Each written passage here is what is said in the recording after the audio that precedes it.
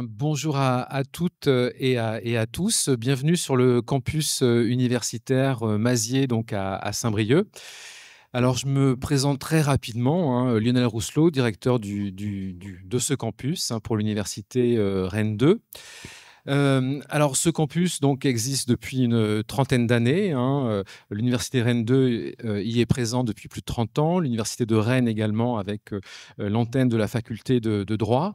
Alors, ce campus a bien sûr donc, des missions d'enseignement. Cela semble assez évident, mais un campus comme celui-ci a aussi vocation à s'ouvrir à tous les publics, à je dirais, diffuser régulièrement l'état des recherches scientifiques. Et donc, nous avons aussi sur ce campus donc, un programme de vie, je dirais, de vie étudiante, de vie culturelle. Juste quelques exemples, hein, le cours public en histoire, des conférences orientées vers la géopolitique notamment. Et donc ce soir, donc, c'est avec beaucoup de plaisir que nous allons écouter donc, cette conférence qui s'inscrit donc, dans le cadre de la venue du Haut Conseil breton pour le climat. Le Haut Conseil breton pour le climat, donc je remercie donc les membres, en particulier donc Vincent Dubreuil et Madame Tréguier, donc d'avoir fait le choix donc de ce campus universitaire. Et puis je vous laisse la parole puisque c'est à vous de présenter en fait votre mission et ce forum. Bien, bonjour à tous, merci d'être présents. Je vais juste dire un tout petit mot pour vous parler un petit peu du Haut Conseil breton pour le climat, vous dire qui nous sommes avant de rentrer, je dirais, dans le vif du sujet de cette conférence. Nous sommes, donc un groupe de 20 scientifiques, de toutes les disciplines. Et notre conseil donc a été créé à l'initiative de la région Bretagne, mais nous sommes un conseil indépendant et nous menons des travaux dans tous les domaines du changement climatique heu, qui concernent en fait notre région. Sachant qu'ici, le changement climatique, pour nous, est vraiment pris dans un sens très large. C'est-à-dire qu'on pense, ben, le changement climatique qui nous impacte. On pense aussi à comment on lutte contre le changement climatique, comment on met en place ces luttes dans nos régions, sur nos territoires, et comment on peut s'adapter aussi à ces changements que nous devons subir. Et donc, dans nos deux missions concernent tous ces aspects du changement climatique. Ces missions sont d'une part de donner des recommandations sur les politiques publiques et puis contribuer à l'information scientifique des acteurs du territoire. Et cette conférence, en fait, fait partie de cette activité. Donc, je vous invite à aller voir un petit peu ce que nous faisons sur notre site web, hein. C'est facile, c'est www.hcbc.bzh. Et vous y trouverez par exemple les avis qu'on rend, qui sont publics. Vous y trouverez également nos bulletins. Alors chaque année, on édite un bulletin annuel avec un dossier. Et cette année, le dossier porte sur l'agriculture, donc ce qui est aussi le thème de cette conférence et de notre forum qui aura lieu demain.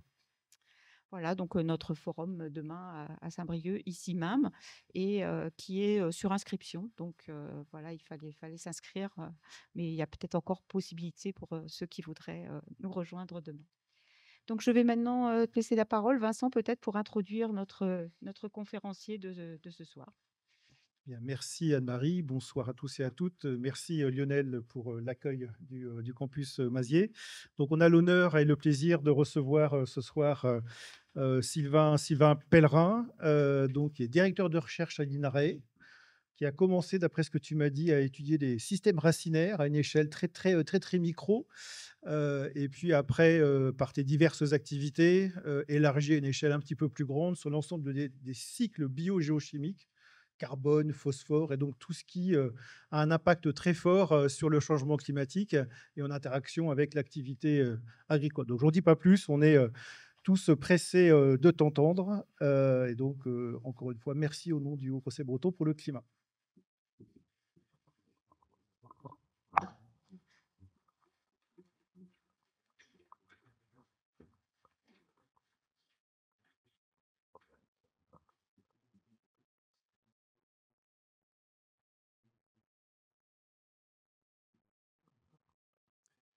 Bien, ben merci aux organisateurs pour l'invitation. Donc, je vais parler agriculture et changement climatique, hein, sous les différents aspects que cela recouvre, et notamment parler de la question comment s'adapter. Alors, il y a un site web que j'aime bien, qui a été fait par un collègue d'INRAE, qui s'appelle Climate Change Explorer. Le principe, c'est le suivant. On choisit un endroit, une ville. Donc là, j'ai mis Saint-Brieuc. Et ça recherche quel est l'endroit dans le monde qui a aujourd'hui le climat qu'on aura à Saint-Brieuc dans 40 ans, 50 ans, etc. quoi. Bon, alors il y a beaucoup d'hypothèses, hein, beaucoup de limites. Mais si on fait ça, donc Saint-Brieuc, et qu'on se projette sur la période 2040-2060, ben, il nous emmène à Mira, au Portugal, qui serait la ville qui aujourd'hui, enfin l'endroit où aujourd'hui il y a le climat le plus proche de ce qu'on aura à Saint-Brieuc vers 2050. Voilà. Alors c'est finalement pas si surprenant, on garde le côté océanique, mais quand même de l'ordre de 1500 km plus au sud. Alors ça pourrait être intéressant de regarder quelle agriculture se fait aujourd'hui dans cette région d'Europe, sachant que une agriculture, c'est pas qu'un climat, c'est aussi des sols, c'est aussi des structures d'exploitation, etc. Donc c'est pas si simple, mais quand même, voilà. Alors, le sommaire de mon intervention, bon, le climat change, mais ça, vous le savez, donc je vais essayer de passer rapidement. En quoi l'agriculture est concernée? Quels impacts sur les végétaux, les animaux? Comment s'adapter? Et puis parler un petit peu d'atténuation. Bon, alors, oui, le climat change depuis le début de l'ère industrielle, l'utilisation des énergies fossiles, donc la fin du 19e, à la surface du globe, elle a augmenté à peu près de 1,2 degré. Et cette augmentation de température, maintenant on peut le dire avec certitude, elle est attribuable aux émissions de gaz à effet de serre d'origine anthropique. Vous savez aussi qu'il y a 3 gaz qui sont impliqués. Il y a celui dont on parle le plus, le CO2, dioxyde de carbone, qui est lié à l'utilisation des énergies fossiles, mais aussi la déforestation, qui, quand on calcule tout en CO2 équivalent, représente à peu près les 3/4 des émissions à l'échelle mondiale. Mais il y en a 2 autres pour lesquels l'agriculture est concernée. Il y a le méthane, CH4, qui a masse égale est de l'ordre de 28 fois plus réchauffant que le CO2. Il est notamment émis par les ruminants. Bon, dans d'autres régions du monde, c'est la riziculture. Ça représente 18% des émissions mondiales. Et puis le protoxyde d'azote, N2O, qui est lié à l'usage des engrais azotés, qui est un gaz émis en petite quantité, mais très réchauffant, de l'ordre de 300 fois plus que le CO2 à masse égale, et qui représente 4% des émissions mondiales quand on exprime tout en CO2 équivalent. Alors vous savez qu'on a fêté cette année les 10 ans de l'accord de Paris, que pour l'instant le compte n'y est pas. On a des difficultés à maîtriser les émissions de gaz à effet de serre au niveau mondial, et du coup les projections climatiques sont plutôt plus pessimistes qu'avant. Et les pouvoirs publics français considèrent que la France doit se préparer à un réchauffement de l'ordre de plus 4 degrés d'ici la fin du siècle. C'est ce qui apparaît dans le plan national d'adaptation au changement climatique que vous avez à droite. Alors j'aime bien cette figure parce qu'elle explique aussi quelquefois quelque chose qui est un sujet d'ambiguïté. Elle montre l'évolution de la température mondiale.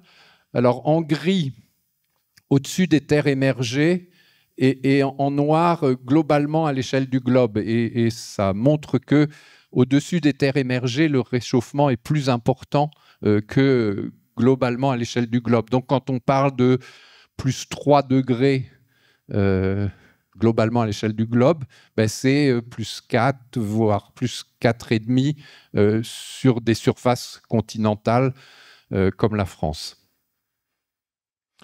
Alors, ce que vous savez aussi, hein, c'est que l'origine de ce réchauffement climatique, c'est l'effet de serre additionnel. L'effet de serre, ça existe naturellement, mais les émissions humaines de gaz à effet de serre l'amplifient. Hein. C'est le fait que voilà, le rayonnement solaire réchauffe la Terre. Celle-ci émet un rayonnement infrarouge qui, pour une partie, repart. Sauf que y a ces fameux gaz à effet de serre, c'est effectivement comme dans une serre, ces infrarouges thermiques vont être conservés davantage et vont produire le réchauffement dont on parle. Alors la mauvaise nouvelle, hein, c'est que les émissions mondiales de gaz à effet de serre, elles continuent d'augmenter.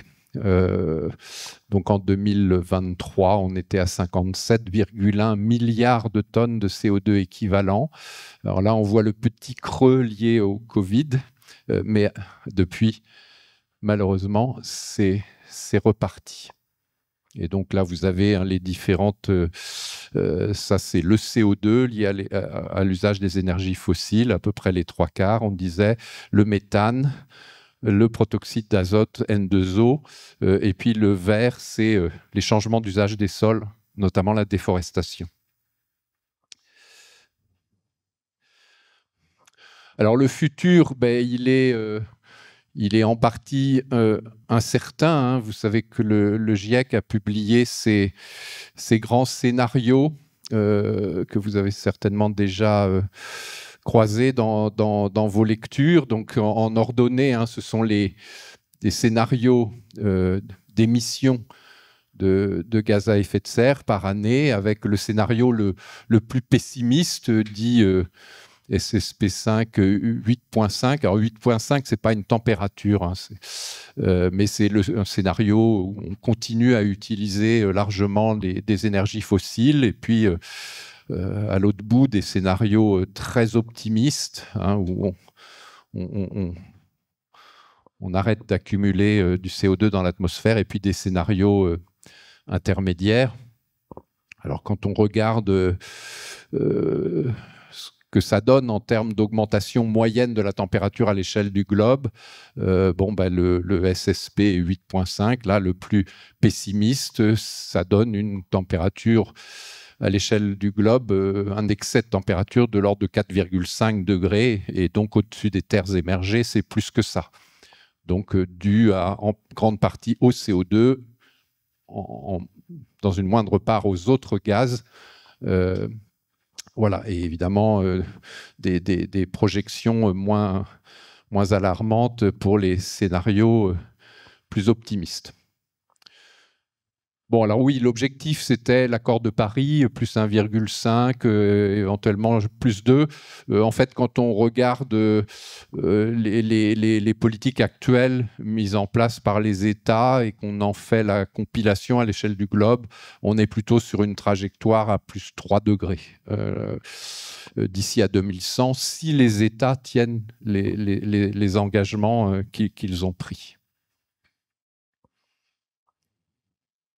Donc plus 3 degrés, d'où l'idée de se préparer à plus 4 degrés en France métropolitaine. Alors il y a quand même quelques signaux encourageants. Il y a des grands pays ou des grandes régions du monde qui ont atteint leur pic d'émissions. C'est-à-dire on commence à diminuer.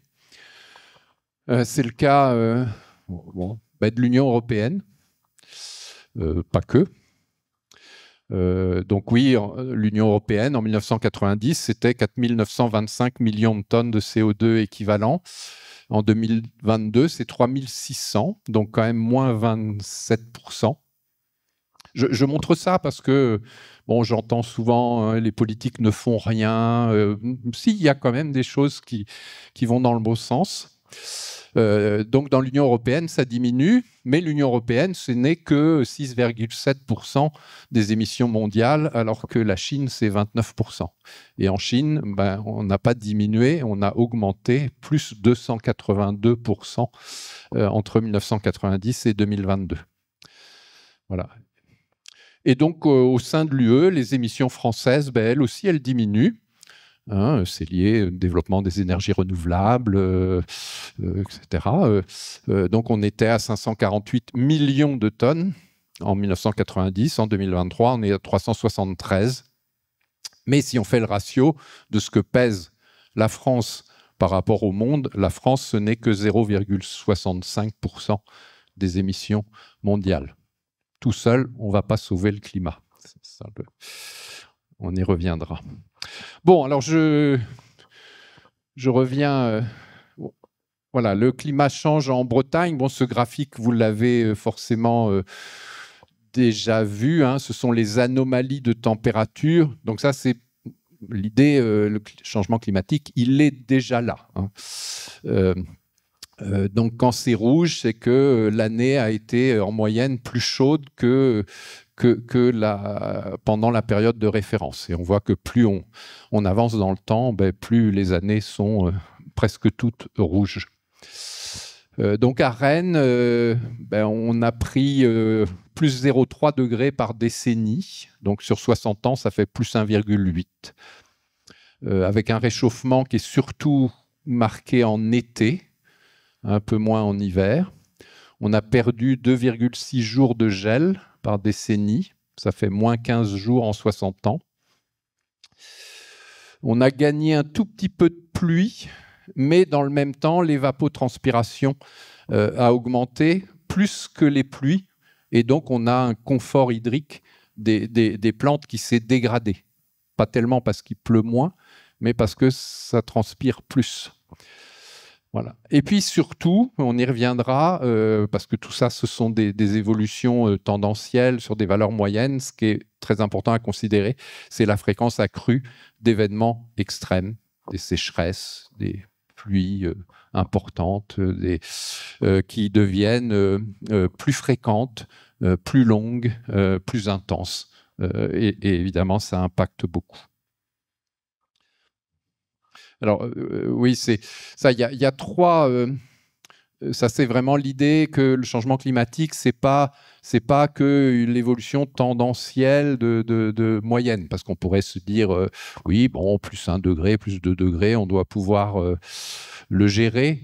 Mais non, c'est pas que ça. C'est bien sûr, il y a une évolution tendancielle.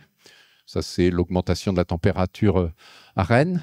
Mais il y a en même temps une variabilité interannuelle et saisonnière accrue, avec des années qui se ressemblent de moins en moins les unes les autres, et des contrastes entre saisons qui deviennent plus forts. Donc ça, c'est la pluviométrie à Brest.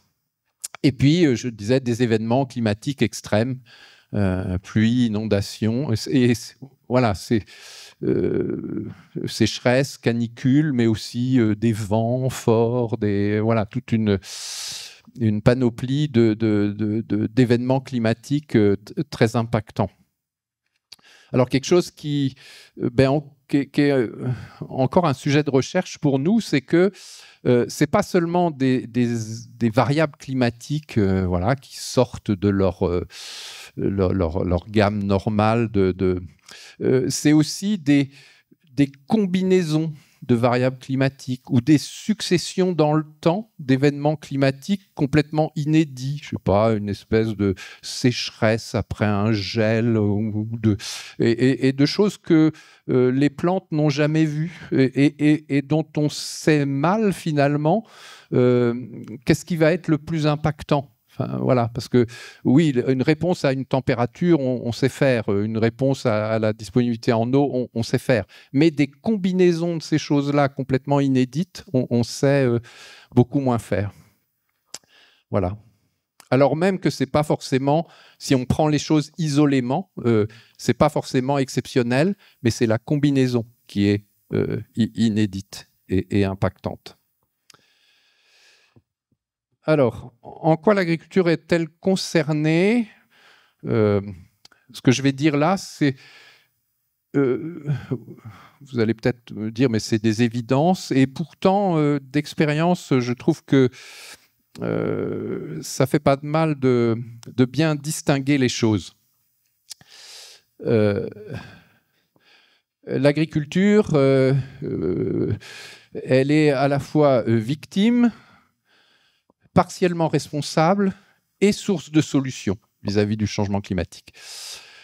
Donc le côté victime, bon ben oui, elle est, ça on le conçoit assez rapidement, elle est impactée parce que il y a des effets sur la phénologie des plantes. La phénologie, hein, ce sont les dates de réalisation des stades des espèces, des effets sur la disponibilité en eau. Bon, voilà, on regardera ça plus en détail après. Donc l'agriculture, il faut qu'elle s'adapte parce que ce réchauffement, il va continuer, même si l'ampleur de ce réchauffement sera plus ou moins importante selon les efforts qu'on fera ou pas pour réduire les émissions de gaz à effet de serre. Donc voilà, ça c'est le volet, l'agriculture victime et la question comment s'adapter. Mais l'agriculture, elle contribue aussi au changement climatique, comme d'autres secteurs de l'économie, parce qu'elle émet des gaz à effet de serre, et on l'a dit, notamment du méthane et du protoxyde d'azote. Donc elle a sa part de responsabilité.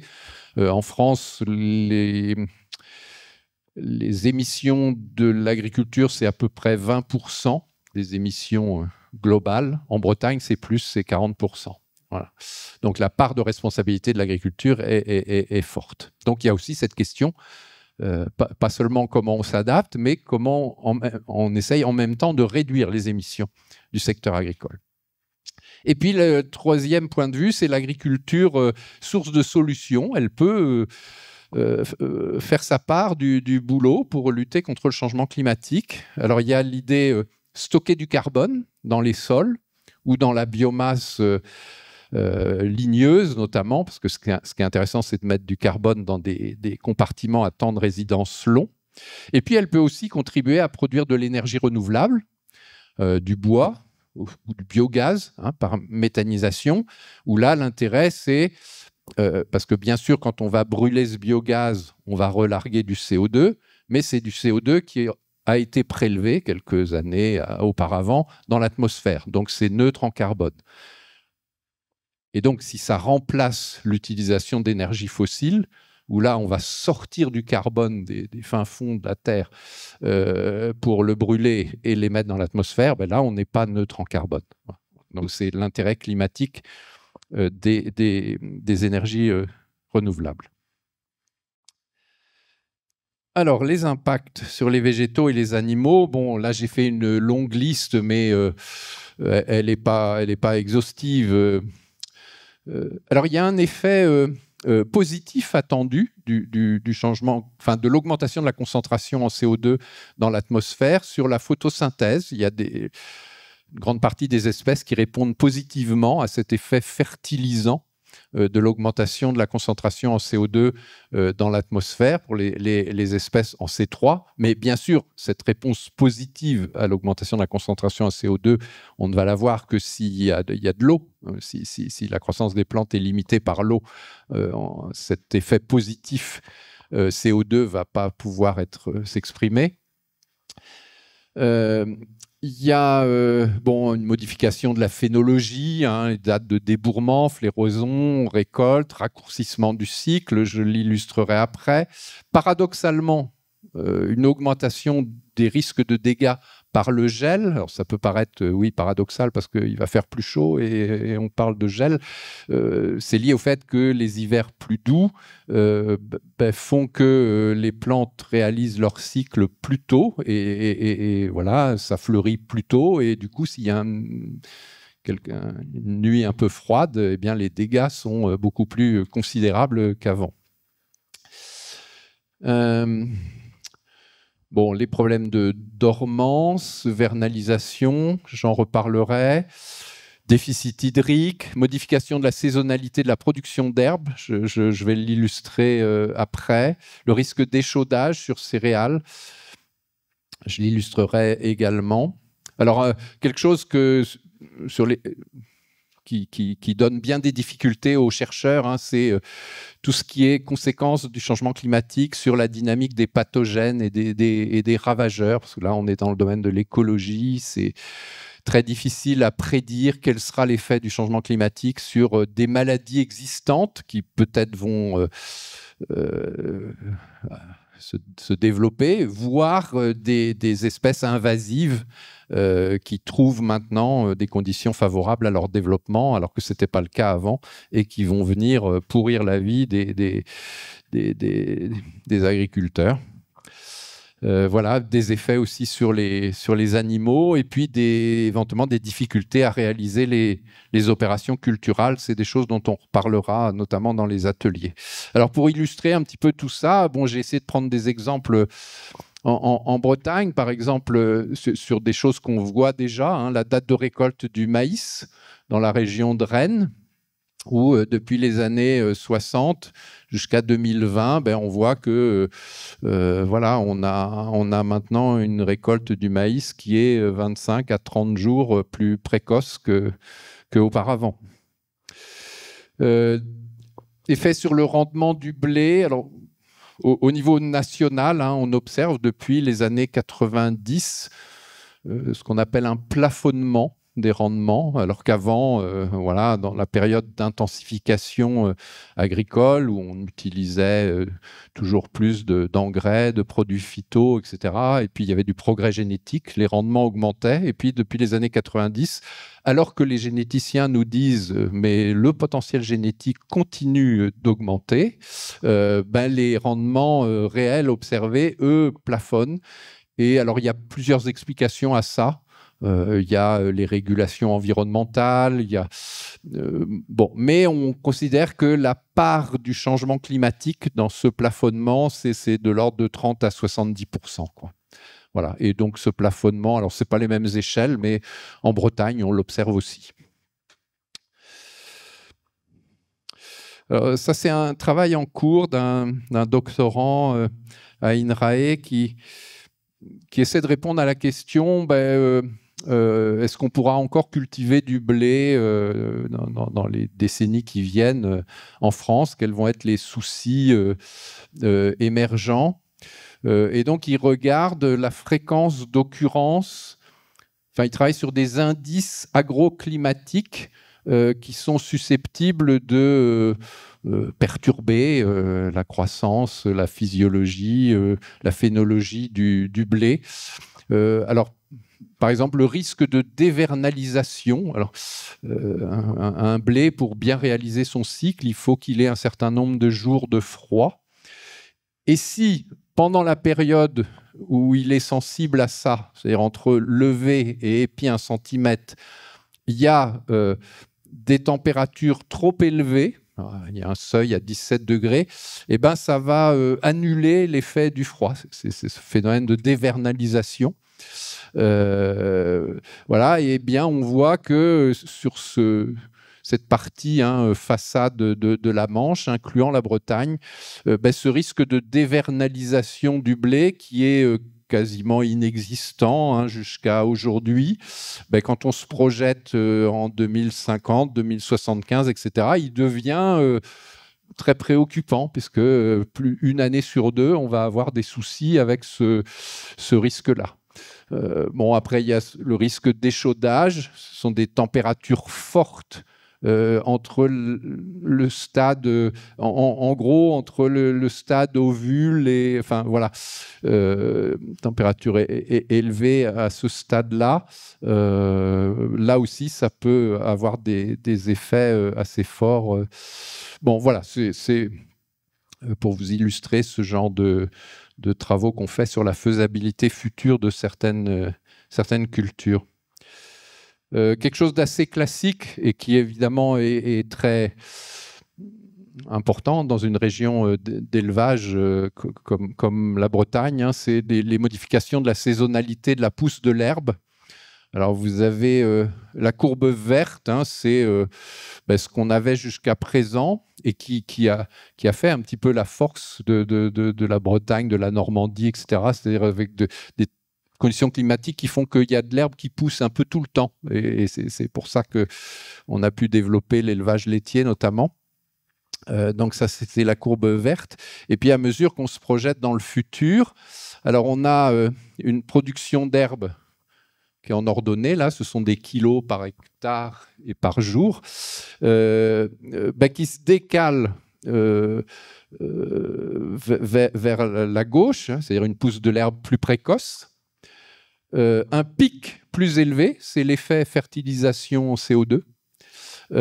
Mais un gros creux estival qui n'existait pas ou moins avant et une repousse à l'automne. Donc on a une production d'herbe qui va devenir bimodale, quoi, un petit peu comme je ne sais jamais si c'est un chameau, un dromadaire. Voilà, la faible production d'herbe en été, avec une image à l'appui, étant liée à petite partie raréfaction des pluies, mais surtout augmentation de l'évapotranspiration et donc manque d'eau en été. Bon, et ça, évidemment, c'est très perturbant pour des éleveurs.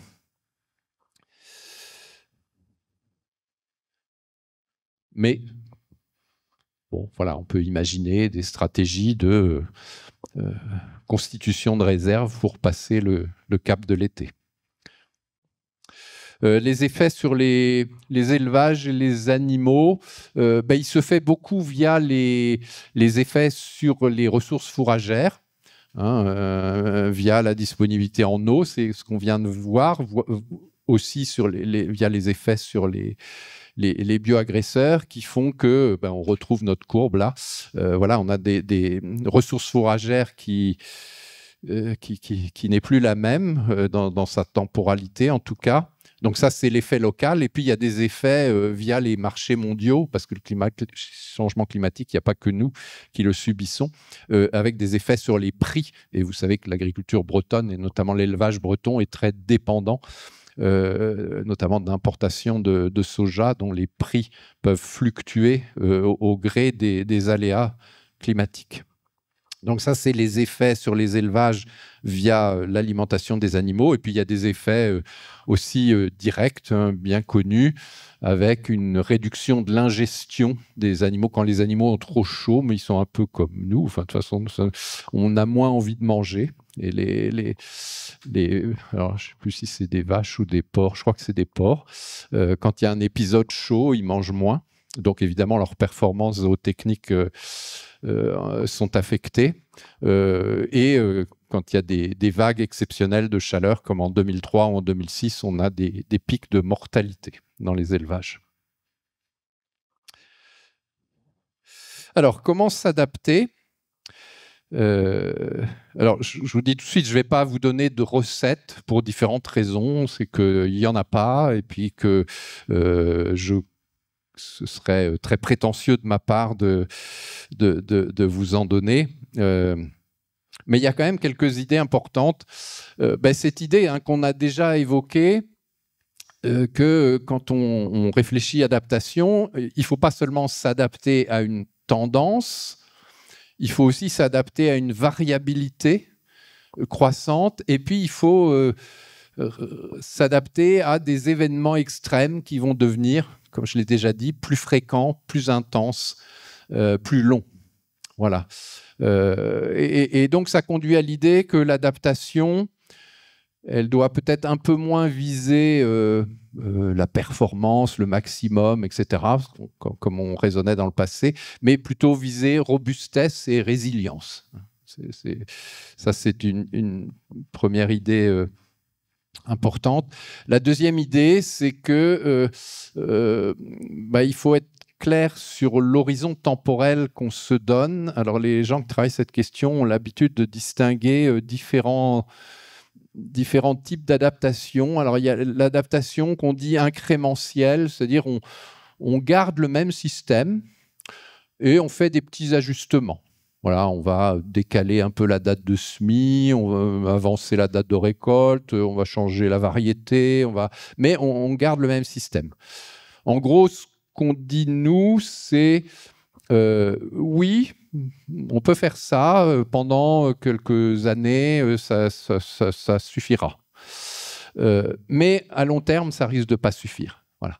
Et donc, à plus long terme, il faut envisager d'autres types d'ajustements, des ajustements plus systémiques, où là, on va un peu repenser le système, voire transformationnel, où c'est l'enjeu climatique qui va reconfigurer le système, quoi. Et donc là, on va carrément imaginer des nouvelles productions, de nouveaux usages des sols, des migrations d'espèces. Voilà, on n'est plus du tout dans la même catégorie que quand on parlait d'adaptation incrémentielle.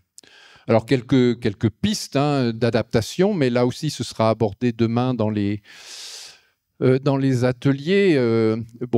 Et vous avez en Bretagne des projets qui ont été conduits là-dessus. J'ai oublié le nom. Voilà, entre autres, qui ont produit des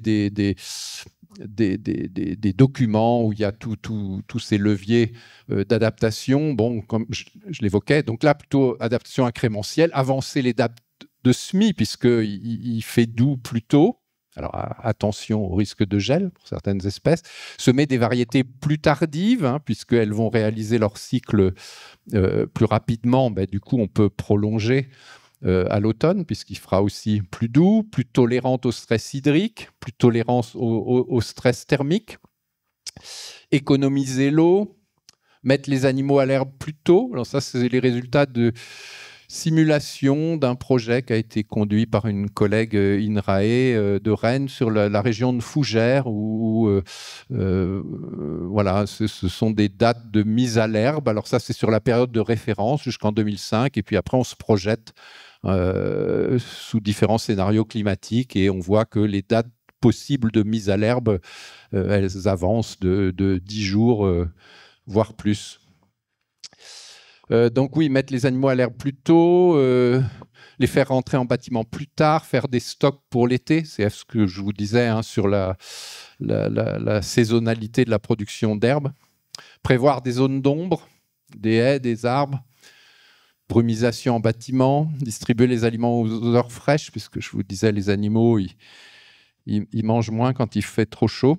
Bon, donc ça, c'est un aperçu de la liste des leviers d'adaptation à court terme. Et puis, à plus long terme, il faudra sûrement envisager des changements de système. Et là, un maître mot, même si là aussi, je ne vais pas vous donner de recette, mais il y a quelque chose dont on est à peu près sûr, c'est qu'il faudra aller vers plus de diversité. La diversification est un petit peu un maître mot. Alors, la diversification dans le temps, via les rotations, dans l'espace, intraparcellaire, via les mélanges d'espèces, les mélanges de variétés. Introduire des ligneux, des arbres. Alors, je vous ai mis une photo, c'est un dispositif INRAE, c'est pas en Bretagne, c'est dans la région Poitou-Charentes, d'arbres fourragers. Alors l'idée, c'est que voilà, les animaux sont nourris à l'herbe, mais quand en été il pleut pas assez, l'herbe ne pousse plus, c'est un paillasson. Eh bien, on donne accès aux animaux à des arbres qui ont des racines plus profondes, donc eux ont des feuilles et elles sont consommables par les animaux, et ça fait une ressource fourragère pour passer cette période où l'herbe, il n'y en a pas, quoi. Voilà. Bon, bien sûr, réfléchir à de nouvelles espèces, sorgho peut-être plutôt que maïs. Pourquoi pas des espèces fruitières? Alors, je sais que, oui, je regarde. Souvent, on nous pose cette question, changement climatique, est-ce qu'on fera de la vigne en Bretagne? Bon, oui, peut-être, mais il n'y a pas que la vigne. Il y a peut-être d'autres pistes, d'autres idées. Bon, du vin, on en produit déjà beaucoup. Par contre, les fruits, je crois qu'on importe 50% des fruits qu'on consomme en France. Et les pays où on produit des fruits qu'on importe, ils vont peut-être avoir un changement climatique qui va faire que ça va être difficile et que peut-être c'est une opportunité à saisir. Donc, il y a des opportunités climatiques, mais aussi de marché sur lesquels réfléchir pour valoriser le climat futur, repenser l'association culture-élevage, développer des stratégies collectives, échanges entre agriculteurs, etc. Le maître mot, là aussi, c'est que ces stratégies d'adaptation, elles sont à construire avec les acteurs. Donc surtout pas de vision descendante où il y a des gens qui sauraient et puis d'autres qui appliqueraient. Non, c'est vraiment des choses à co-construire.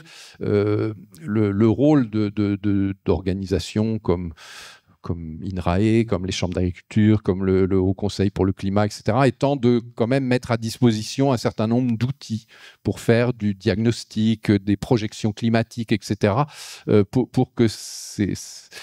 pouvoir faire ce travail, quoi. Alors, quelques mots sur l'atténuation. Bon, puisque j'ai dit l'agriculture aussi, elle contribue aux émissions de gaz à effet de serre et elle doit faire sa part de l'effort. Alors, vous savez qu'on a... alors, il y a cet objectif neutralité carbone en 2050. C'était quelque chose qui est apparu dans le rapport du GIEC de 2018 et l'accord de Paris. Si on veut contenir les températures en deçà, l'augmentation de température en deçà de 1,5 degré, il faut atteindre la neutralité carbone à l'échelle planétaire au plus tard en 2050. Et pour atteindre cette neutralité carbone, il y a deux leviers complémentaires. Il y en a un, c'est le principal, c'est de réduire les émissions de CO2 en utilisant moins d'énergie fossile, en faisant moins de déforestation, réduire aussi les émissions de CH4 et de N2O. Donc ça, c'est le volet sur les émissions. Et puis, on peut aussi accroître les puits de CO2 que constitue la biosphère, la biomasse, les sols. Bon, et ce que l'on affirme toujours, c'est qu'il faut faire les deux. Ça, tout seul, ça ne résoudra pas le problème. Il faut vraiment faire les deux. Voilà. Alors, en ayant à l'esprit, alors cette diapo, j'hésite toujours à la présenter parce qu'elle peut être un petit peu désespérante et démobilisante. Je l'ai déjà évoqué au début. Les émissions mondiales de gaz à effet de serre, c'est 57,1 milliards de tonnes. Les émissions françaises, c'est 0,37 milliards de tonnes.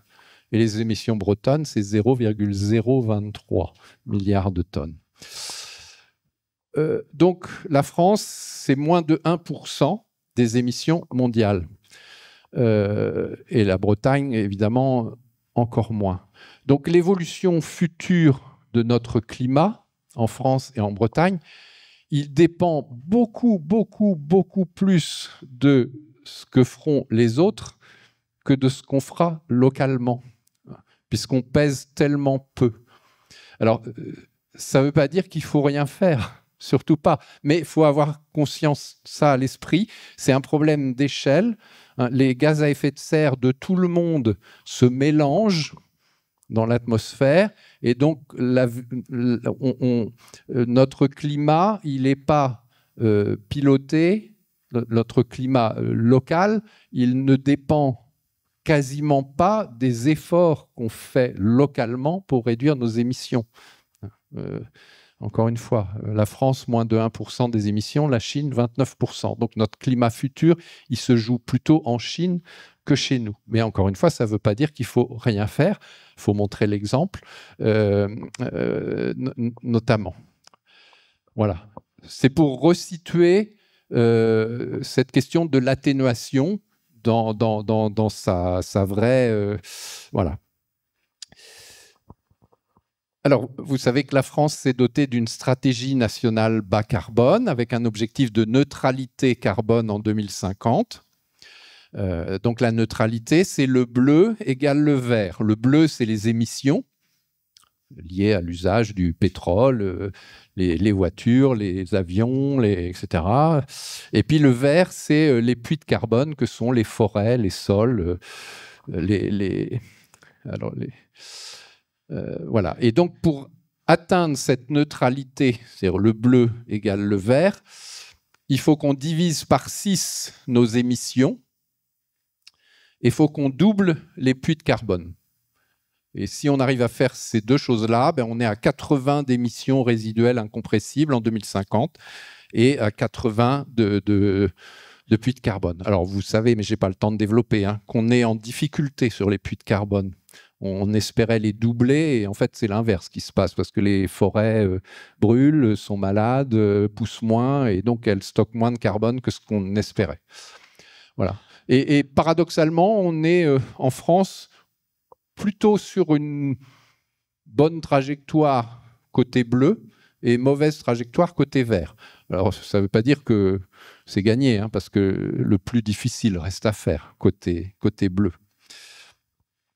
Alors, l'agriculture, je vous ai dit, hein, c'est un peu moins de 20% des émissions françaises de CO2. Donc, c'est surtout du méthane et du N2O.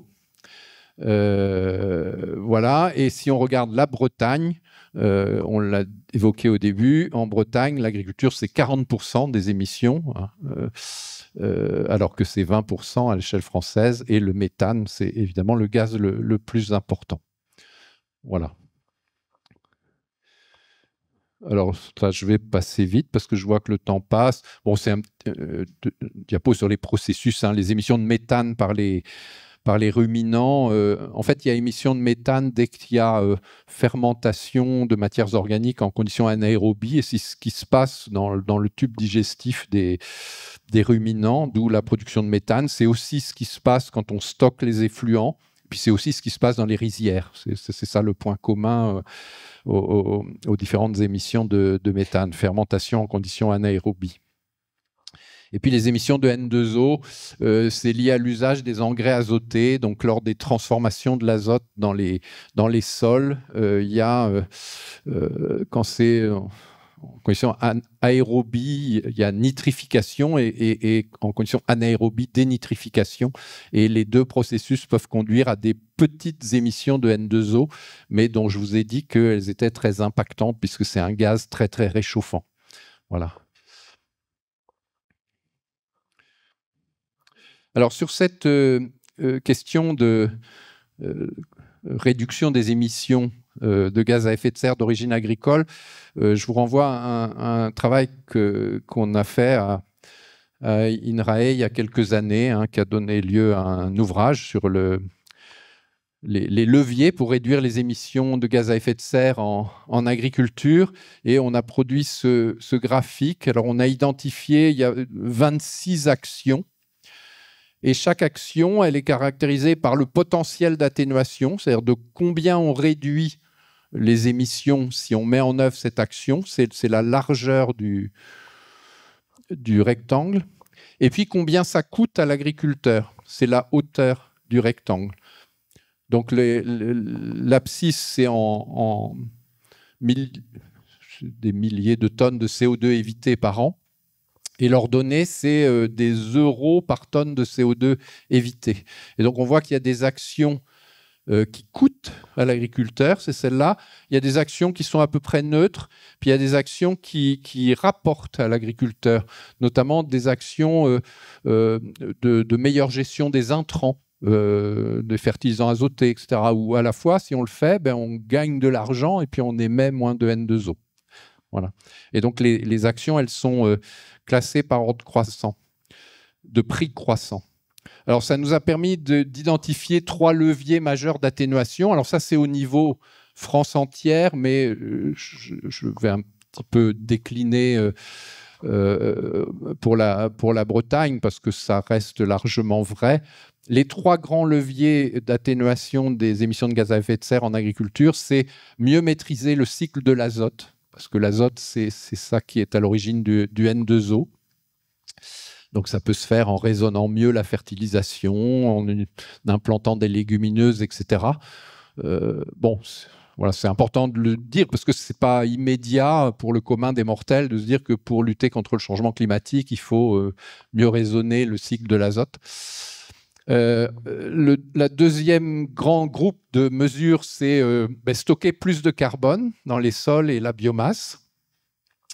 Et puis le troisième, c'est produire de l'énergie renouvelable, notamment par méthanisation, avec un effet de substitution aux énergies fossiles dont je vous ai rappelé juste avant un petit peu l'intérêt, quoi.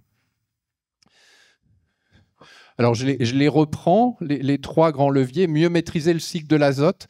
Alors, au niveau français, hein, je vous ai dit, on a identifié 26 actions. Et en fait, il y en a 11 sur les 26 qui concernent l'azote. Et ça représente un quart du potentiel d'atténuation calculé au niveau national. Donc, il y a continuer les efforts au niveau du raisonnement de la fertilisation. Hein, il y a longtemps que les agronomes s'en occupent, mais il y a encore de la marge de progrès. Développer les légumineuses, hein, les espèces fixatrices d'azote qui n'ont pas besoin d'engrais azotés. Travailler aussi l'alimentation protéique des animaux, parce que ça aussi, ça concourt au cycle de l'azote. L'intérêt de ces mesures qui concernent l'azote, c'est qu'elles sont majoritairement côté gauche. C'est ce que je disais avant. C'est plutôt des mesures gagnant-gagnant, c'est-à-dire que c'est des économies d'intrants pour l'agriculteur et c'est moins d'émissions de N2O. Et puis elles sont aussi intéressantes vis-à-vis d'autres enjeux. Utiliser moins d'azote de synthèse, c'est pas seulement bon pour le climat, c'est aussi bon pour la qualité de l'air, hein, la volatilisation ammoniacale, la qualité de l'eau, les nitrates dans l'eau, etc. Donc on est triplement gagnant sur l'azote. Et oui, il y a encore des marges de manœuvre. Hein. La carte de France, là, c'est les excédents d'azote. Alors, elle date un peu. Ça a sûrement un petit peu évolué. Il y a des progrès. Hein. Les agriculteurs bretons utilisent moins d'azote, mais il y a toujours des excédents structurels. Il y a l'élevage, etc. Et donc, oui, la Bretagne est très rouge en termes d'excédents d'azote. Donc, il y a de la marge de progrès. En associant mieux production végétale et animale, éviter de faire venir du soja et l'azote qu'il contient d'Amérique du Sud, mais plutôt avoir des légumineuses localement.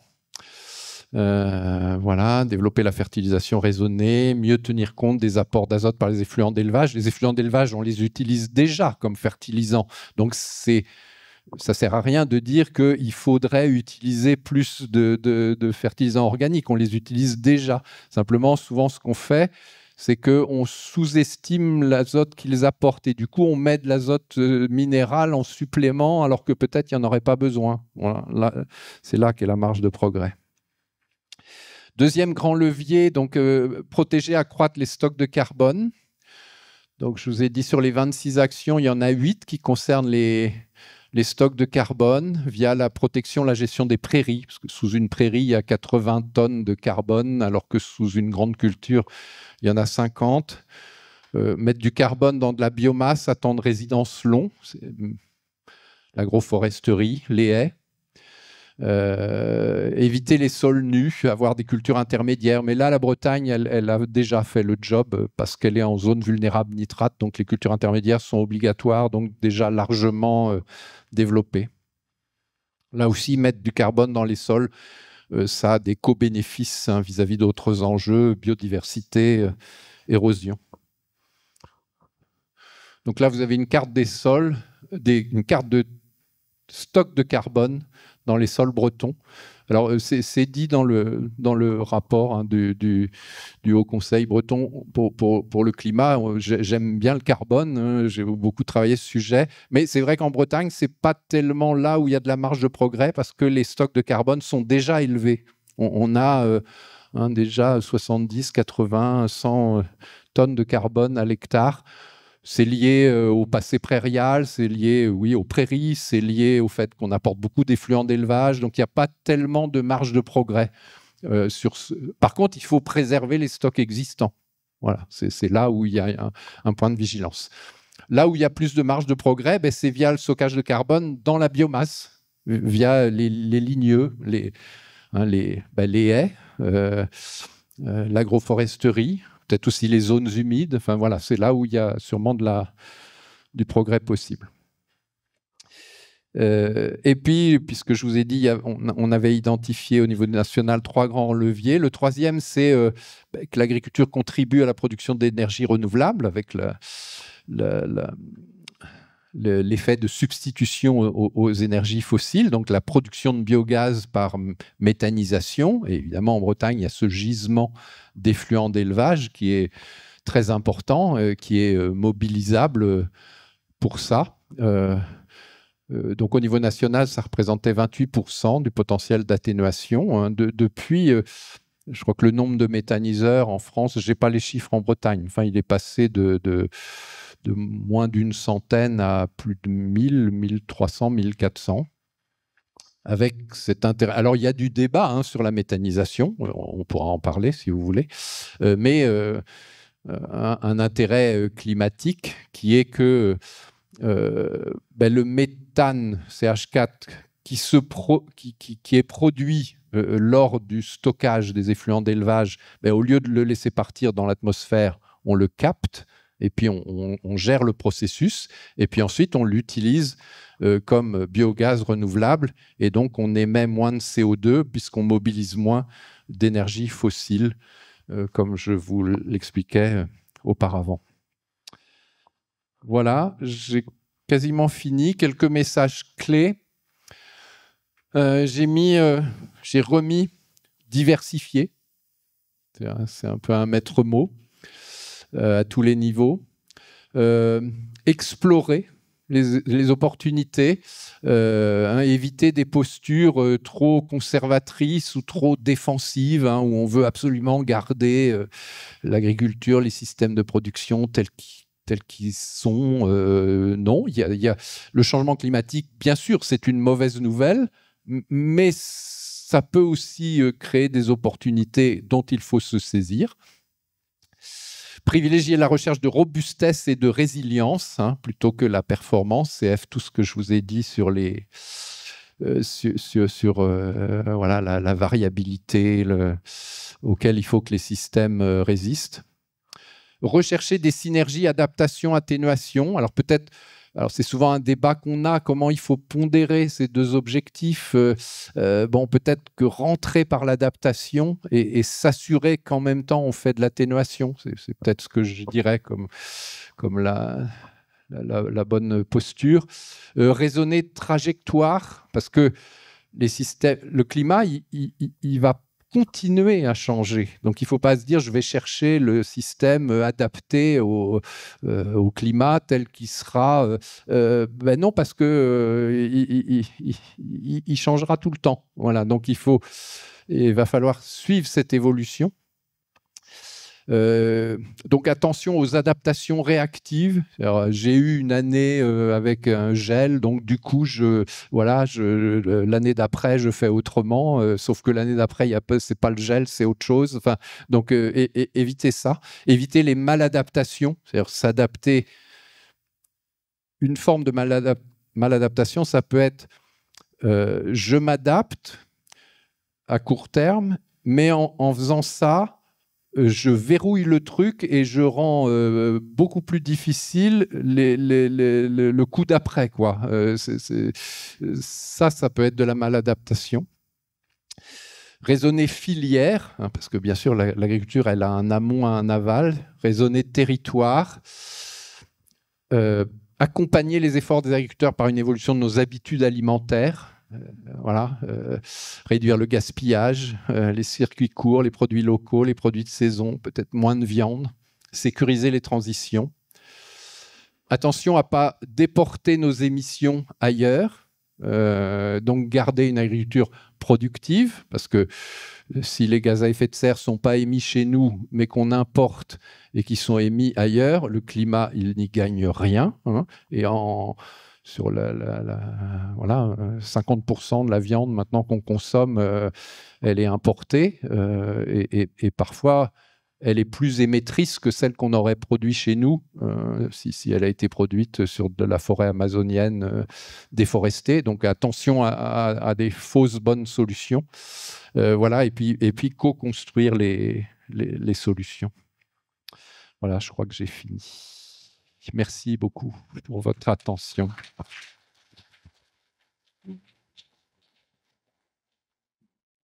J'ai été un peu long, mais on a quand même du temps pour des questions ou des réactions.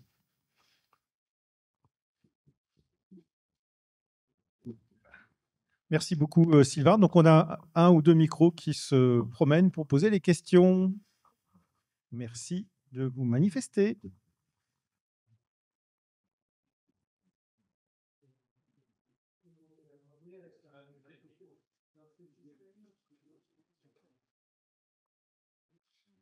Bon, il n'y a pas de doute que la conférence fait le tour un peu des grands problèmes.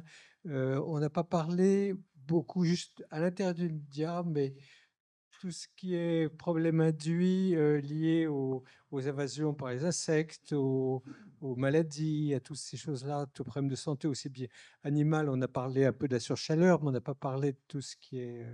on parle beaucoup de la santé humaine, mais la santé animale aussi, et puis pour les plantes, les moisissures, tous ces machins-là, le fait que la pluie, il y aura l'hypersécheresse en été, mais on va avoir au printemps et à l'automne des grandes successions de périodes très humides, très sèches, plutôt froide, parce qu'on va continuer à avoir des coups de froid, parce qu'il y a de l'air du Groenland qui continuera à descendre de temps en temps, y compris au printemps. Tous ces problèmes-là, je dirais,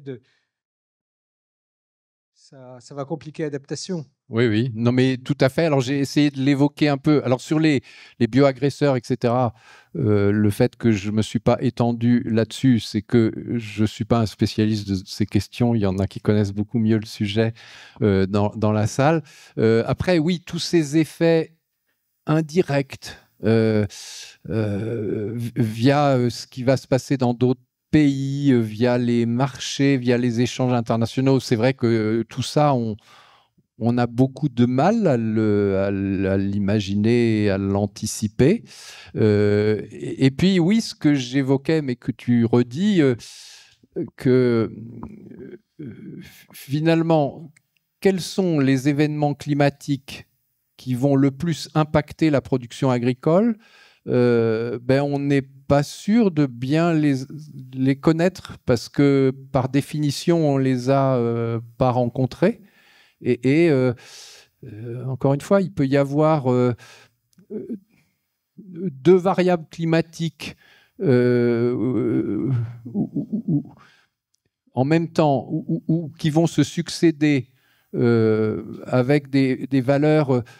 Si on prend isolément, ça n'a rien d'exceptionnel, mais le fait que ça arrive en même temps ou juste après, c'est ça qui va être du jamais vu et qui va peut-être avoir un effet délétère sur les végétaux. Et ça, en recherche, enfin, c'est un sujet de recherche.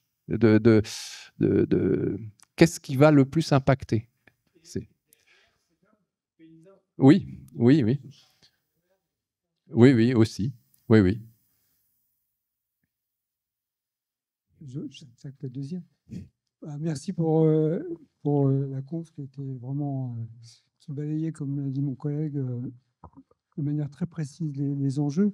Moi, je voudrais revenir sur les paysans, c'est-à-dire la question de la démographie agricole, parce que, bon, vous le savez, en Bretagne notamment, il me semble qu'on a, je sais pas, la moitié des exploitants qui, dans 10 ans, vont partir à la retraite. Donc, on a une érosion très forte de la démographie agricole. Donc, je me demandais comment ça impacte ou comment ça vient percuter les nécessaires adaptations, atténuations que vous avez évoquées. Oui, oui. Et comment, à INRAE, vous attaquez cette question de la démographie agricole de demain, quoi. Oui, oui. Alors, ce que je peux en dire, c'est que oui, c'est un sujet de préoccupation. Parce qu'on est d'accord qu'on aura toujours besoin d'agriculteurs, parce qu'on aura toujours besoin de s'alimenter. Il n'est pas question, alors surtout dans le contexte actuel, vous savez que la question de la souveraineté alimentaire, elle est vraiment remontée dans la pile là, des priorités politiques, hein, ne pas être dépendant du reste du monde ou trop dépendant du reste du monde pour notre approvisionnement, alors en intrants, engrais par exemple, on en parlait tout à l'heure, ou aliments. Alors effectivement, hein, il y a des générations d'agriculteurs qui vont partir à la retraite. C'est pire que dans d'autres secteurs de l'économie, même s'il y a des départs partout. Alors, j'ai compris que nos responsables considéraient que c'était aussi une opportunité, là aussi, c'est-à-dire que, si on renouvelle la génération, c'est peut-être le moment aussi de renouveler les pratiques, les systèmes, de démarrer sur autre chose, de ne pas continuer ce que faisaient les parents. Donc, il y a peut-être à jouer avec ça, quoi. Mais voilà, ça n'est qu'un aspect du problème, quoi. Donc oui, c'est une préoccupation, hein, c'est très clair. Oui.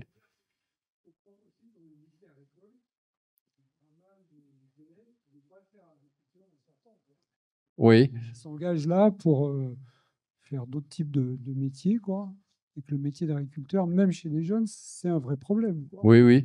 Alors, ce que j'en sais, mais là aussi, hein, je suis pas... C'est qu'il y a de plus en plus, alors je crois que c'est la moitié maintenant des agriculteurs qui s'installent, qui sont des... Alors, on appelle ça des NINA, non issus du milieu agricole, oui, des NIMA. Bon, avec... Bon, il y a un petit peu de perte de gens qui arrêtent parce que c'est plus dur que ce qu'ils pensaient, etc. Mais il y en a quand même qui persistent et qui réussissent. Là aussi, peut-être une opportunité. Ils arrivent avec des nouvelles idées, des nouvelles façons de faire, etc. Bon, voilà. Mais ouais.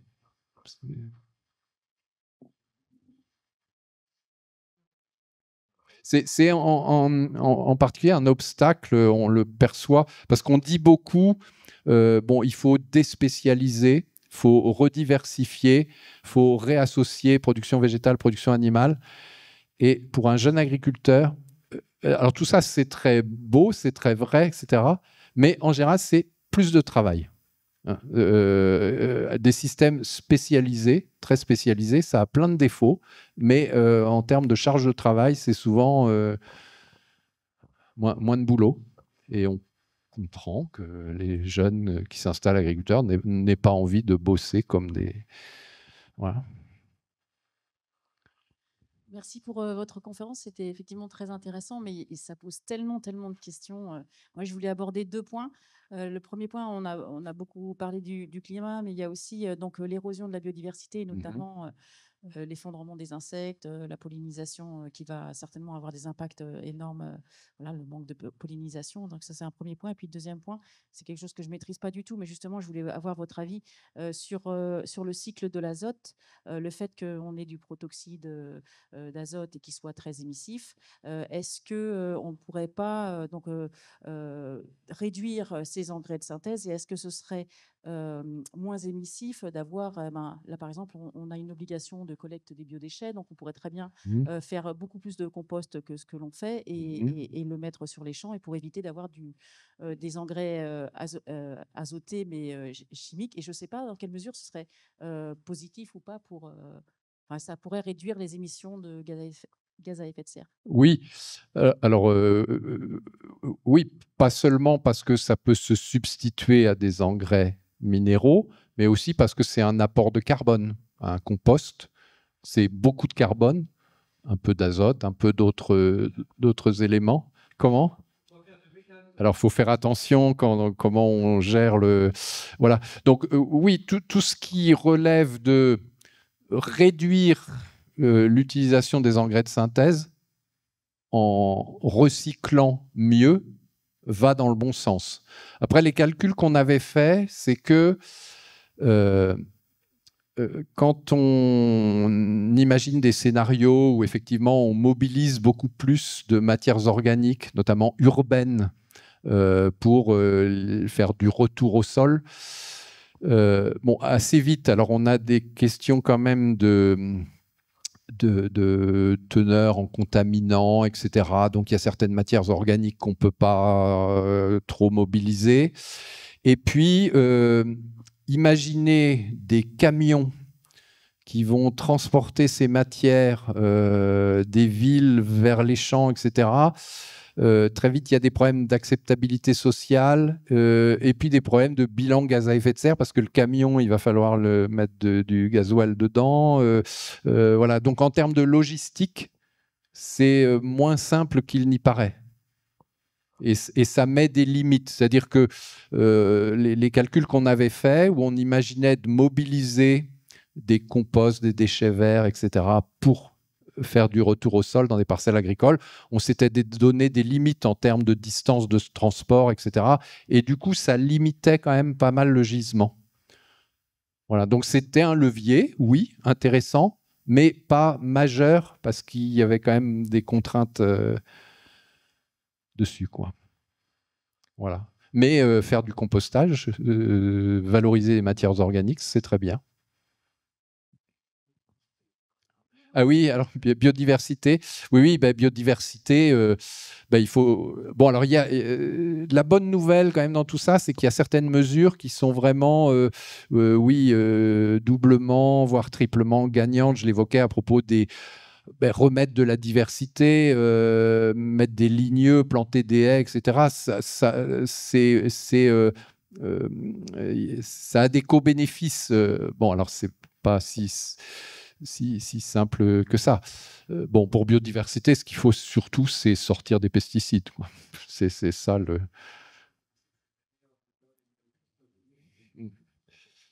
Oui, je regrette qu'on ait reculé sur ces. Puisque de toute façon, il faudra en sortir. J'aurais voulu rebondir sur cette histoire de renouvellement des générations d'agriculteurs. Donc aujourd'hui, on forme des jeunes agriculteurs, enfin de futurs jeunes agriculteurs, qui effectivement ont du mal avec cet aspect changement climatique, les haies, la biodiversité, etc. Comment est-ce qu'on peut, quels sont les moyens qu'on aurait de les mobiliser davantage pour leur faire prendre conscience de tout ça, justement? Alors, moi, il me semble, mais je ne connais pas ça de près, hein, que quand même il y a eu une. Parce qu'effectivement, hein, quand on regardait il y a quelques années les programmes d'enseignement des lycées agricoles, c'était très la phytotechnie, on fait comme ci, comme ça, intrants, engrais, voilà, tel produit. Donc une manière très prescriptive et très utilisatrice d'intrants de penser l'agriculture. Et les programmes d'enseignement étaient un peu faits comme ça, quoi. C'est l'héritage des années 70, 80. Il me semble quand même qu'il y a eu un travail de refondation de ces programmes d'enseignement assez conséquent. Voilà. Mais peut-être qu'il n'est pas suffisant, mais là, je ne saurais pas vous dire. Après, bon, mais c'est très général ce que je vais dire, hein, ce qui marche le mieux, c'est bien sûr, c'est l'exemple, hein, c'est aller voir des exploitations qui fonctionnent en utilisant moins d'intrants. Est-ce que vous avez une idée du nombre de techniciens et des gens qui gravitent autour de l'agriculture? Parce que moi, je crois, on parle beaucoup des agriculteurs. Oui. Ce sont des acteurs, ils sont là, ils sont présents. Mais je pense, moi, qu'il y a tout un tas de gens tout autour qui ont une certaine responsabilité du passé et une responsabilité du futur. Et quelle est l'importance de ces gens-là? Moi, je n'ai pas d'idée. Moi, je fais partie de ces gens-là, mais je pense que ce n'est pas neutre et que tous les gens qui sont autour interviennent. Oui. Ont une responsabilité dans le passé et dans l'avenir. Et puis, en vous écoutant, j'ai bien aimé parce que vous faites une approche, une adaptation modérée. Il n'y a pas de grands de choses qui me paraissent excessives. Mais et s'il y avait, quand même en vous écoutant, ça dépend pas beaucoup de nous, ça dépend aussi du monde entier. Et s'il y avait une approche beaucoup plus radicale, beaucoup plus Oui, plus extrémiste, je dirais. oui, oui, oui. Parce que moi, je ne suis pas inquiet en vous écoutant dire l'adaptation. Bon, moi, je me dis ça, on a déjà su faire, on saura faire, je pense. Après, si c'est beaucoup plus difficile, si c'est plus extrémiste, si c'est ce serait une autre affaire, quoi. Parce qu'il pourrait arriver qu'on nous impose de façon brutale un certain nombre de mesures. En tout cas, c'est une question que je me pose. Moi, bon, j'ai plus de 80 ans. Je suis peut-être je serais peut-être pas là pour voir ça. Mais ça m'intéresse toujours. Oui, oui. Alors, sur le premier aspect, hein, le nombre de gens qui accompagnent l'agriculture, ce que moi, je n'ai pas de chiffre en tête, ce que j'en ai perçu, c'est que bon, pour des questions de réduction budgétaire, il y a quand même moins de monde dans les chambres d'agriculture, etc., qu'il n'y en avait il y a quelques années. Donc le secteur agricole est moins accompagné techniquement, il me semble, qu'il ne l'a été à une certaine époque. Oui. Oui, oui, oui, oui. Oui, oui. Oui, oui. Oui, oui. Alors, c'est sûr hein, qu'il y a... alors, dans notre jargon, on appelle ça le verrouillage socio-technique, c'est-à-dire le fait que tous ces gens-là, hein, donc les agriculteurs, mais à l'amont, je sais pas, les fabricants d'engrais, puis à l'aval, les transformateurs, les abattoirs, tous ces gens-là, forcément, n'ont pas très intérêt à ce qu'on change tout, parce qu'ils ont tout construit autour d'une certaine manière de faire. Ils ont fait des investissements, ils ont construit des usines, donc forcément, ça génère de la résistance au changement. C'est une vraie difficulté, ça. Par exemple, alors nous, les chercheurs, on dit oui, diversifier, faire des mélanges d'espèces, etc. Mais les COP elles résistent beaucoup à ça parce que pour elles, c'est beaucoup plus simple si elles n'ont à collecter que du maïs ou que du... Voilà, si on commence à arriver avec des mélanges, avec des... Bon, ben, ça les ennuie, enfin, c'est... Donc, il y a effectivement de la résistance au changement héritée.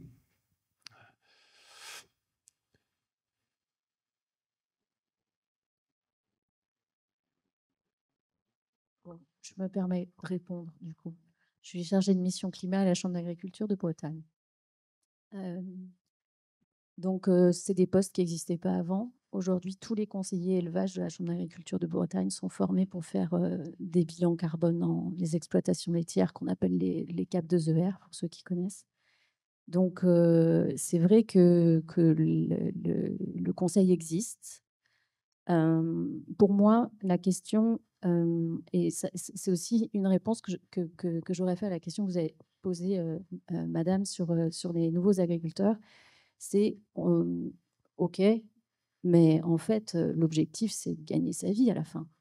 Donc, on peut avoir toute la sensibilisation qu'on veut, on peut avoir tout le conseil qu'on veut.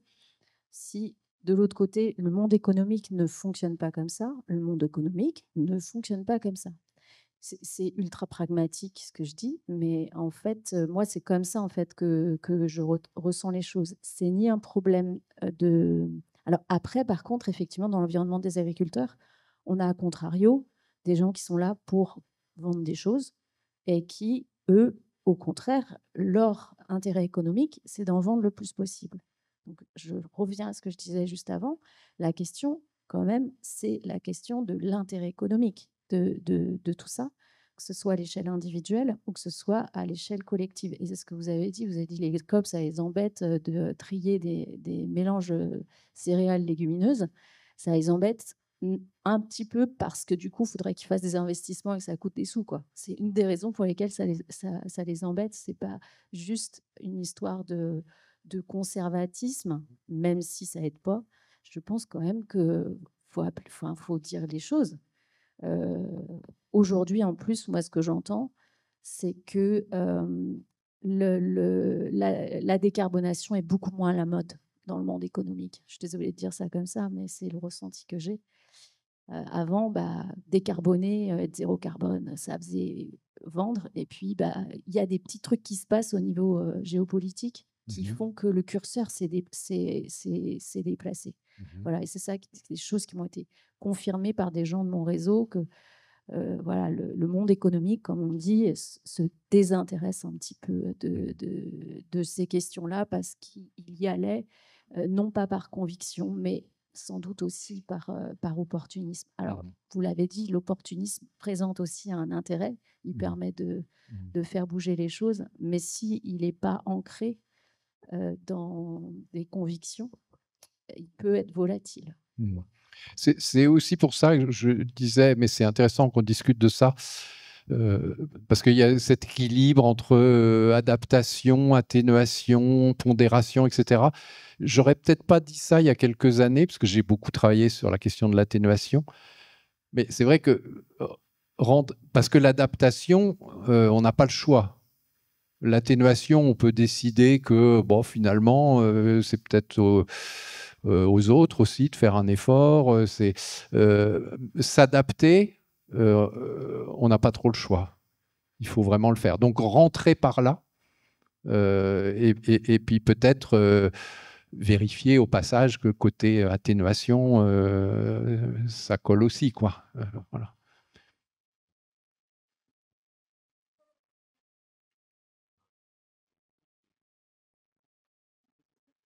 Je voudrais mettre les pieds dans le plat pour un des problèmes qui est sous-jacent là-dessus. C'est comme dans les nouveaux agriculteurs, il y a eu un peu une envie chez certains de développer le bio. Et quand on regarde maintenant sur les dernières années, on s'aperçoit que finalement, ils rentrent dans tous ces obstacles que vous avez évoqués. Et donc, on retombe sur un système finalement qui a une résilience énorme. Et or, cette résilience, moi je suis climatologue, il ne faut pas se faire d'illusions. L'agriculture au niveau mondial a connu des crises majeures dans beaucoup de pays, et on s'attend, il va y avoir des crises majeures liées au changement climatique dans beaucoup de pays, qui vont changer les flux d'un pays à l'autre, mais qui vont aussi nous affecter, nous, en France, en particulier dans le sud de la France. La Bretagne, a priori, est plus favorisée que d'autres régions françaises à cause de sa proximité marine, mais n'empêche qu'on aura des pluies différentes, à des saisons différentes, des coups de froid qui tomberont à un moment donné où c'est pas prévu, etc. Les assurances qui vont commencer à plus pouvoir payer, sauf si on paye des surprimes énormes que les agriculteurs ne pourront pas payer. Les investisseurs qui sauront à un moment donné plus où mettre leur argent parce qu'ils n'auront plus de garantie de revenus à moyen terme par rapport aux investissements qu'ils font tout le temps. Je ne sais pas, moi je suis très inquiet du fait on va avoir, pas à cause d'atténuation en France, mais à cause des pressions au niveau international, on va sortir du pétrole. Tous ces agriculteurs avec leurs tracteurs énormes, là, ils ne vont jamais pouvoir passer à l'électrique, ils ne vont jamais pouvoir se payer l'électricité correspondante. Et qu'est-ce qu'ils vont devenir dans 15 ans ou dans 20 ans sans pétrole donc, il y a des problèmes énormes qui se posent et moi, je trouve qu'on ne fait pas assez de réflexion stratégique sur quelles sont un peu les pistes qui sont viables à l'échelle de 10 ans ou de 20 ans. Je ne vois rien sortir des chambres d'agriculture. On regarde un peu tendanciel à court terme, mais on ne regarde pas vraiment l'équilibre des vrais modèles économico-sociaux et autres sur comment l'agriculture et les agriculteurs peuvent... De toute façon, les gens auront faim, les gens auront envie d'acheter la nourriture. Donc, il y a toujours un marché. Maintenant, comment on va le gérer? Personnellement, je trouve qu'il faut faire des efforts là-dessus. Je ne sais pas ce que vous en pensez. Oui, mais on fait aussi le constat qu'en recherche, on a une difficulté à se projeter. Alors surtout que maintenant, on fait tout avec les acteurs. On est dans la co-construction, etc. Et alors, ça a plein d'avantages hein, de travailler avec les acteurs. On n'imagine plus de faire autrement, mais en même temps, c'est vrai que ça tire un petit peu vers les préoccupations forcément de court terme, parce que les acteurs, ben oui, vous l'avez dit, il faut qu'ils vivent économiquement, il faut donc réfléchir avec eux à 30 ans, à 40 ans, etc. Oui, effectivement. Oui, peut-être. Oui. Oui, allez-y. Hein. Pour alors alimenter le débat, mais peut-être que certains d'entre vous pourront me venir en aide, parce que j'avoue que je n'ai pas pris le temps de le lire. Mais il y a peu de temps cette année, le Shift Project, et vous parliez de peu de solutions, a sorti tout un rapport au niveau de l'agriculture et ils veulent continuer. Il y avait une présentation hier justement pour dire comment on avance plus pour trouver des solutions maintenant qu'on a fait le diagnostic en gros. Et donc, est-ce que ces pistes-là, faites par ces personnes-là, volontaires, salariés, etc., peuvent aller dans ce sens-là de comment on avance pour trouver des solutions, parce qu'effectivement, il va falloir se nourrir. Effectivement, le changement climatique est là et il nous impacte et il va continuer à nous impacter. Mais voilà, il y a peut-être des pistes là-dessus. Je ne sais pas si certains d'entre vous ont pu le lire, mais ça pourrait être voilà, intéressant de nous alimenter sur le sujet. Oui, je pense que, enfin, nous, on avait lu aussi avec intérêt ce rapport du Shift Project, donc ce serait très intéressant d'avoir ton avis, Sylvain, sur ce rapport. Oui, je le connais un peu. J'étais dans le conseil scientifique qui accompagnait les gens du Shift. Bon, ce que j'aime bien dans ce qui a été fait, c'est que ils utilisent les résultats de la science. Enfin, voilà, bon, après, il y a oui, bon, les solutions qu'ils mettent en avant sont pas extraordinairement nouvelles, mais voilà, c'est réduction de la part des produits animaux dans notre alimentation, réduction du nombre d'animaux, développement des légumineuses. Bon, donc c'est oui, c'est des solutions relativement. Enfin. Mais de toute façon, j'imagine que c'est un peu ça qui va se passer. Voilà. Oui.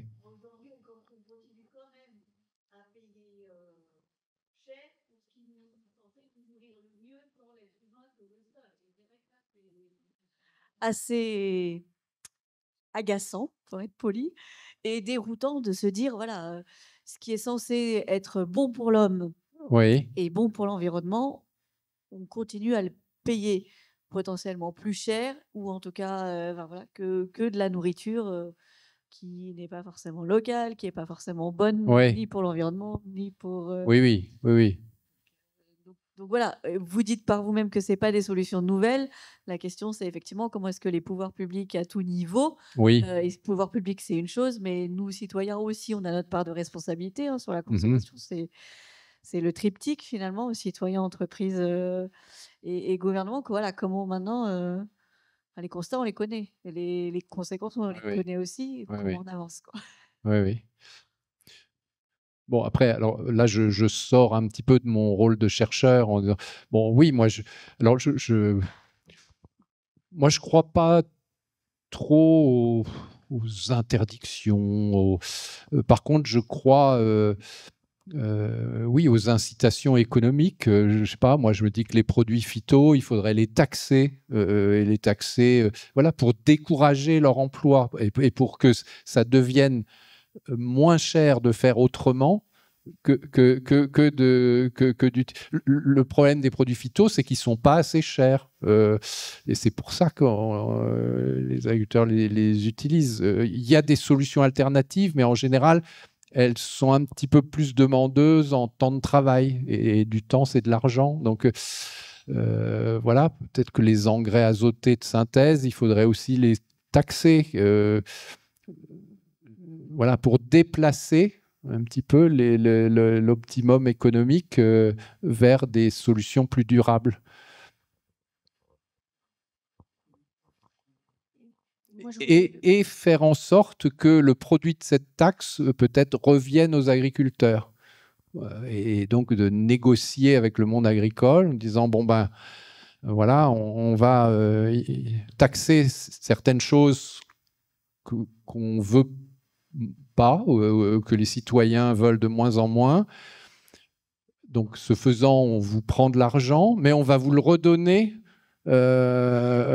sous forme d'aide à des pratiques vertueuses. Donc, globalement, c'est neutre économiquement pour le monde agricole, mais on déplace vers des pratiques vertueuses. Alors, à chaque fois que je dis ça, on m'explique que c'est pas possible, que bon, voilà. On en arrive aux politiques publiques. Oui. Donc, moi, c'est juste ce que je voulais dire, c'est qu'on parle voilà, des agriculteurs et du secteur agroalimentaire comme des entrepreneurs avec des visions de court et moyen terme liées à des enjeux économiques. C'est aussi des secteurs qui sont extrêmement subventionnés par de l'argent public. Et donc, on a un levier par la politique agricole commune qui n'est pas exploité, ou le deuxième pilier, enfin, tout ce qui est relatif aux compensations pour des actions environnementales et reste complètement marginal par rapport au budget global de la PAC. Moi, ce que j'en ai compris, j'étais intervenu une fois au Parlement européen sur ces questions-là. Finalement, qu'est-ce que la PAC a apporté en termes de climat, quoi. Enfin, bon, et la réponse était ben oui, pas grand-chose. Et j'en ai compris qu'à chaque fois, il se passait un peu la même chose. C'est-à-dire, au départ, il y a des bonnes intentions hein, de faire en sorte que la PAC évolue dans le sens de favoriser des pratiques vertueuses pour le climat, pour l'environnement en général. Et puis ensuite, il y a les négociations entre États, les pressions du syndicalisme agricole, etc. Et à l'arrivée de tout ça, il y a quelque chose d'un peu rikiki en termes d'ambition, quoi. Alors qu'effectivement, ce serait un levier, là aussi, puisque c'est de l'argent que de toute façon, l'Union européenne donne au monde agricole. Donc, d'imaginer de dire, OK, on continue à vous le donner, mais on met des conditions, c'est le principe de la conditionnalité, ce serait un moyen quand même puissant, oui. Surtout que, alors on a quelques travaux là-dessus, bon, parce que l'Europe, elle veut bien donner de l'argent, mais elle aime bien vérifier, et elle a raison. Donc, par exemple, si, je ne sais pas, au niveau des mécanismes européens, on introduit, alors c'est déjà un peu le cas, mais ça pourrait être beaucoup plus ambitieux, que l'argent européen soit conditionné au fait que l'agriculteur garde ses haies ou plante des haies. Maintenant, on sait vérifier avec des satellites. Voilà, donc tout ça peut être beaucoup plus transparent que ça ne l'était peut-être il y a quelques années. Enfin, vous savez bien qu'il y a eu quelques scandales de détournement, etc. Mais même la couverture des sols, maintenant, un satellite, il voit s'il y a une culture intermédiaire ou si le sol est nu. Donc, si on conditionne une subvention au fait qu'il y a des cultures intermédiaires, le sol n'est pas laissé nu, ben le satellite peut vérifier. Donc, ça donne quand même des leviers, quoi. Allez-y. Oui, moi je voulais juste revenir un petit peu sur les émissions de gaz à effet de serre, parce que donc, vous nous avez dit donc la France c'est 0,65%, mais je pense qu'il ne faut pas oublier une chose, même si c'est déjà compté ailleurs, c'est les produits importés, et vous en avez parlé d'ailleurs vous-même. Oui. Et je crois que lorsqu'on met les produits importés par rapport à ce qui est produit en France, on se rapproche plus de 1%, oui, voire même on le dépasse, oui, hein, d'après ce que j'ai compris. C'est ça. Alors oui, c'est toujours une difficulté parce qu'il y a deux façons de calculer ces émissions de gaz à effet de serre. Il y a la façon, oui, on compte tout ce qui est produit sur le territoire français, mais pas ce qui est importé ou exporté. Alors ça a l'avantage, quand on fait ça, que c'est additif. C'est-à-dire on peut ajouter les émissions des différents pays, ça ne génère pas des doubles comptages.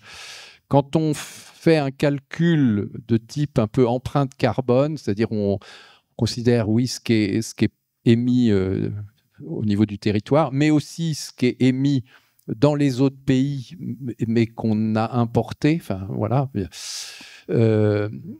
Assez vite, on peut s'embrouiller, compter 2 fois. Bon, ça génère de la complexité, mais quand même, c'est une réalité. Effectivement, hein, je crois que c'est au niveau de notre empreinte carbone alimentation. Elle est multipliée par 1,5 si on compte les émissions importées. Et c'est important à considérer parce que, oui, je disais tout à l'heure, on est plutôt des bons élèves en Europe et en France. On réduit nos émissions, mais c'est en partie pour des mauvaises raisons. C'est parce qu'on a déplacer les usines en Chine. Enfin, c'est les Chinois qui maintenant émettent ce que autrefois on émettait chez nous et on achète leurs produits. Et le climat, il n'y a rien gagné, quoi. Voilà. Donc, c'est pour ça que alors, je ne l'ai pas mis, mais j'aurais dû le mettre comme dans les maîtres mots que j'aime bien. Il y a aussi sobriété. Parce que là, on est à coup sûr gagnant. Mais tout ce qui peut donner lieu à oui, non, mais moi j'aimais moins, mais en fait, c'est les autres qui émettent à ma place. Ben non, ça, c'est pas des bonnes solutions. Non, mais je disais ça, si vous voulez, c'est surtout pour essayer de sensibiliser un peu les gens et qui s'intéressent au sujet, parce qu'effectivement, quand on dit un peu plus d'un demi%, bon, ben, c'est pas grave, on passe à autre chose, quoi. Oui, mais cela dit, il demeure que la France, c'est pas. Alors, je dis pas ça parce que peut-être vous allez me dire, mais non, mais on a bien compris ça, c'est évident. N'empêche que je perçois qu'il subsiste quelquefois cette confusion qui est, oui, bon, ben, si on est vertueux chez nous en termes d'atténuation, ben on aura un meilleur climat dans le futur et du coup, on aura moins d'efforts d'adaptation à faire. C'est-à-dire ce lien entre les deux qui, en fait, ben non, malheureusement, non. Justement, je disais, j'étais intervenu au niveau du Parlement européen. Il y a un député allemand qui m'a dit oui, non, mais vous racontez des sottises là avec vos histoires de prairies. En Bavière, on a retourné des prairies et on n'a pas vu le climat changer. Donc cette perception pas juste et du fait que ben oui, le changement climatique, les gaz à effet de serre, c'est mondial, c'est pas local, quoi. Mais encore une fois, il faut faire des efforts d'atténuation, mais il faut être conscient de la limite de la portée que ça aura, quoi. Mais c'est important pour un pays comme la France de donner l'exemple. Et puis les climatologues sur le sujet, ils disent oui, mais quand on regarde la distribution des émissions selon les pays, en fait, bien sûr, il y a des gros émetteurs, la Chine, les États-Unis, l'Inde. Mais après, il y a beaucoup de pays comme la France qui sont à 1%, 2%, etc. Et la somme de tous ces pays-là, ça finit par compter, quoi.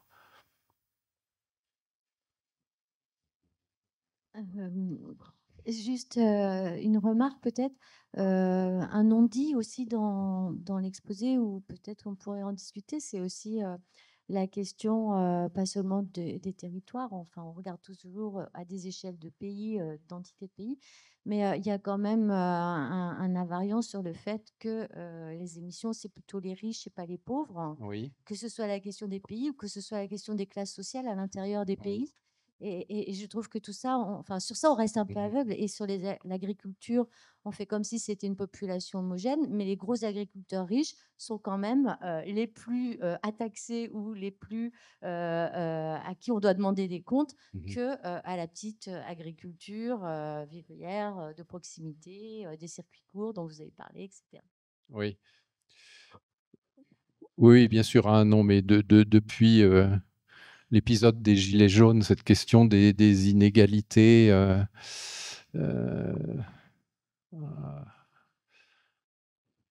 Enfin, il y a eu une prise de conscience par rapport à ça qui est beaucoup plus forte. Et oui, alors il y a des chiffres qu'on voit régulièrement. Je ne sais plus que c'est les 1% les plus riches qui émettent. Alors, je n'ai pas le chiffre en tête, mais ben oui, c'est tout à fait vrai. Parce que donc, comment taxer fortement le gasoil des avions privés de ces gens-là et ne pas taxer le gasoil de la personne au SMIC qui a besoin de sa voiture pour aller travailler sans générer un marché noir. Enfin,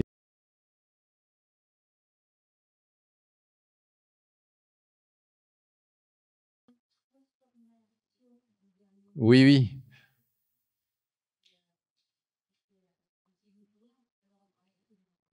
Oui. Hmm. Oui, oui. Oui, oui. Alors après, il faut pas, mais je suis complètement d'accord, hein. Après, il faut faire attention. Là aussi, tout n'est pas si simple. C'est-à-dire quand on regarde, bon, alors bien sûr, quand on regarde les émissions par unité de surface, bon, les systèmes très extensifs sont les plus vertueux. Quand on regarde les émissions par unité de produit, c'est un peu plus compliqué. Et donc, des gens qui produisent beaucoup ne sont pas forcément moins vertueux quand on ramène les émissions à l'unité de produit, au litre de lait ou au kilo de blé. Voilà, donc c'est là aussi malheureusement compliqué, quoi. Oui, bonjour, merci pour la conférence. Moi, j'avais une question sur le système d'élevage breton et notamment, d'après ce que j'ai compris et ce que vous avez dit, le fait de le passer en extensif, de le rendre plus extensif, ce serait plutôt une bonne chose.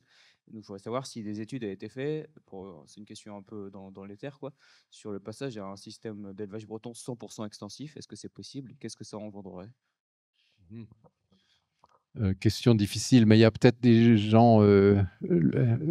Bon, je peux donner des éléments, hein. Alors, nous, j'ai fait avec quelques collègues un travail, mais alors là, c'était pas breton, c'était mondial. C'était, puisque tout à l'heure, on disait, j'ai travaillé un petit peu sur les grands cycles.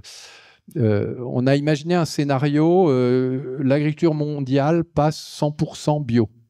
Qu'est-ce que ça donne en termes de volume produit et de satisfaction de la demande en produits alimentaires?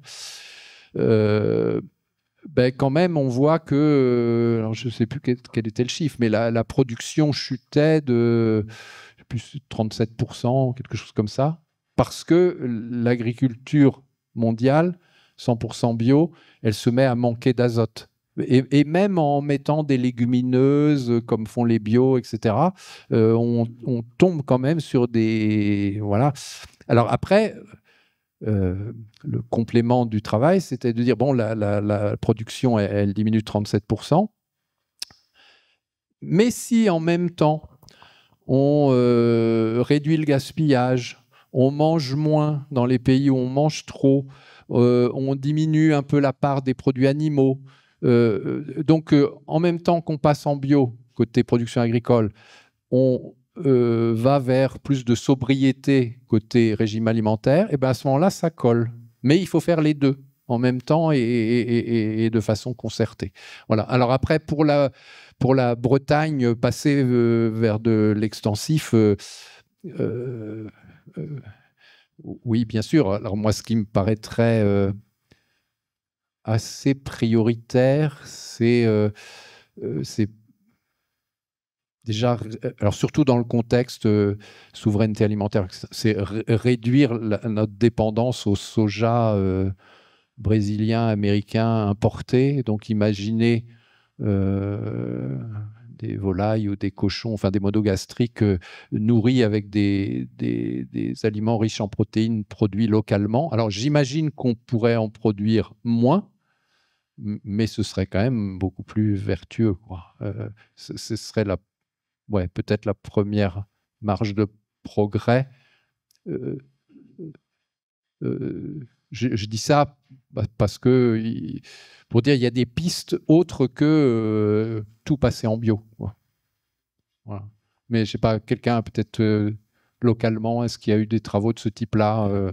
Je Oui. vais me permettre. Vas-y. Hein, je suis donc enseignant en histoire-géographie dans un lycée agricole. Je vais vous donner juste une vision purement et simplement locale de ce qu'on a pu voir. Et pour l'information, donc, on fait faire à nos élèves un stage de 3 semaines en région auvergnate pour les amener à comparer l'agriculture bretonne et l'agriculture auvergnate.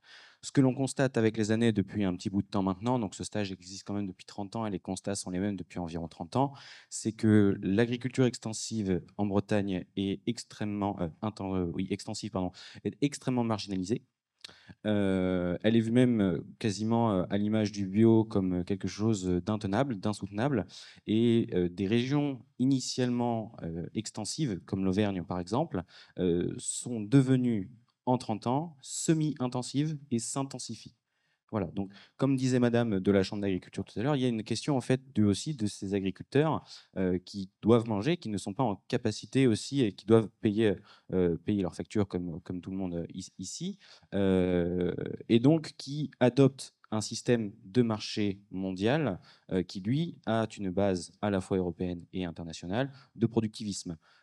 À partir de ce moment-là, ils engrangent de fait, dans les générations qui les suivent, donc leurs enfants, leurs petits-enfants, une idée sociale que l'agriculture dite conventionnelle, celle que leurs grands-parents, leurs parents connaissent, celle des années 50 avec l'intensification, l'utilisation massive des tracteurs et autres, c'est la véritable agriculture. Donc on fait face à des jeunes aujourd'hui qui sont à 15 ans, 16 ans, déjà convaincus que pour pouvoir gagner sa vie, il faut produire un maximum. Donc l'idée d'extensivité de l'exploitation agricole, aujourd'hui, pose problème. On est avec des jeunes qui, en plus de ça, vivent pleinement le réchauffement climatique, vivent pleinement dans la conscience sociale du réchauffement climatique, du dérèglement climatique, et s'opposent un petit peu à ces idées-là. Alors, je donne une petite anecdote. Hein. J'ai eu l'occasion en cours de parler de tout ce qui est donc l'état global de la Terre et donc des questions de dérèglement climatique. Un élève m'a sorti la phrase suivante: attention, les questions qui fâchent. Cet élève a 16 ans et donc en filière CGEA, donc conduite et gestion de l'exploitation agricole, donc nos futurs agriculteurs. Donc c'est une question à proprement parler à la fois économique, politique, mais surtout sociale, à la fois dans la manière dont on éduque nos enfants et nos futurs agriculteurs. Et cette contestation de ce milieu extensif, respectueux, vertueux, il vient de ce milieu agricole en particulier. Donc il est à la fois un tremplin, comme vous le disiez en effet, mais il est aussi surtout un frein dans ces générations nouvelles qui copient juste en fait ce qu'ils voient et ce qu'ils constatent. Ouais. J'ai pas du tout votre expérience et votre recul, donc vous pourrez peut-être me contredire, mais moi je suis en reconversion, j'ai fait une reconversion professionnelle et depuis l'année dernière, j'accompagne des entreprises justement à mettre en place leur démarche de responsabilité sociétale des entreprises. Et dans le cadre de ma formation, j'ai choisi de faire une mission au sein d'une entreprise qui produit du beurre et du fromage, pour pas les citer, l'entreprise Le Vieux Bourg, et qui, eux, ont décidé justement de faire appel à des petits agriculteurs qui, entre guillemets, sans eux, fermeraient dans les 10 prochaines années, comme on en a parlé.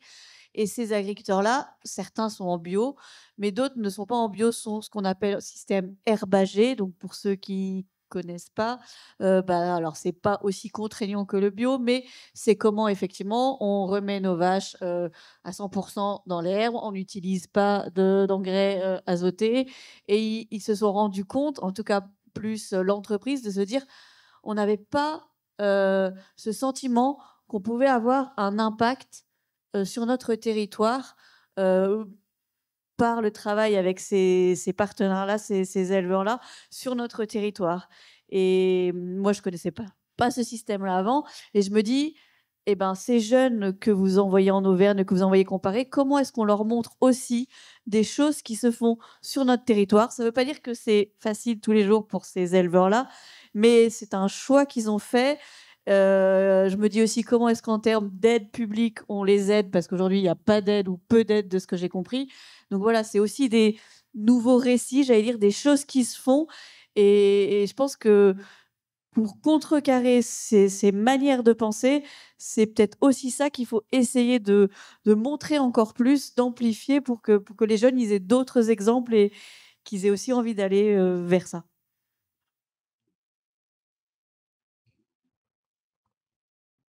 Alors, par rapport à la question qui a été posée initialement, il y a eu vos collègues de l'INRA, les économistes de l'INRA de Rennes, qui ont publié une prospective sur l'évolution des systèmes agricoles sur les territoires bretons en lien avec la reconquête de la qualité de l'eau, étude des impacts de ces évolutions sur les revenus, les emplois directs et induits.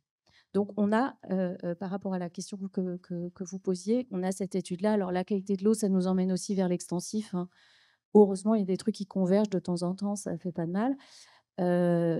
Bon, toujours est-il que l'intensité en emploi et en économie, au sens valeur, elle est reliée à l'intensité de production. Donc,